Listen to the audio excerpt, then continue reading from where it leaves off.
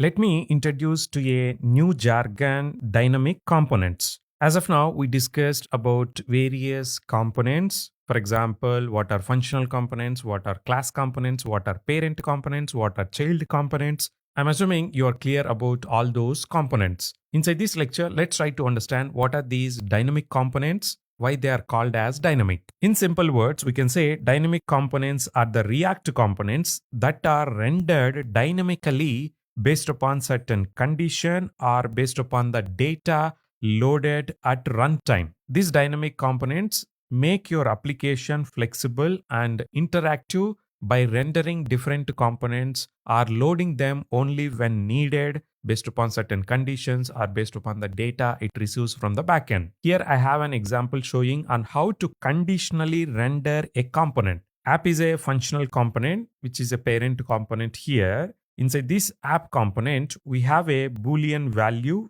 with the variable is logged in. As of now, I have hard coded the value true for this, but think like this value is coming from the backend. Based upon this Boolean value inside my JSX code, I have written some JavaScript expression inside these curly braces. First, I'm trying to check whether this Boolean is true or not. If it is true, I'm going to render the welcome user component. Otherwise, I'm going to render the login component. So here I'm trying to use the ternary operator. So this statement will be executed in the case of true, and this is going to be executed in the case of false.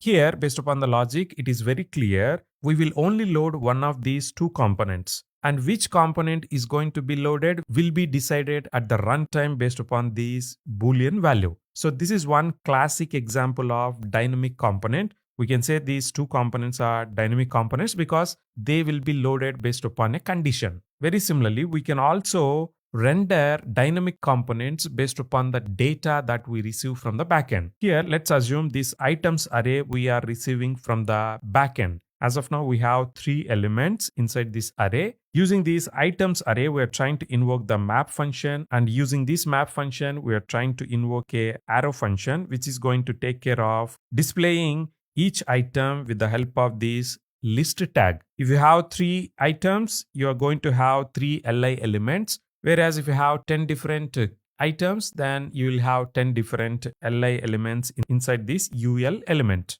If you try to understand what is happening here, the size of the array is going to determine how many li elements are going to be rendered by the React library. So the app component can be called as dynamic component here because based upon the data that it receives, the content of the app component will be dynamically rendered at the runtime. This is a small concept that I want to explain. I hope you got some clarity about these dynamic components. Let's try to understand what are the other type of components available inside React.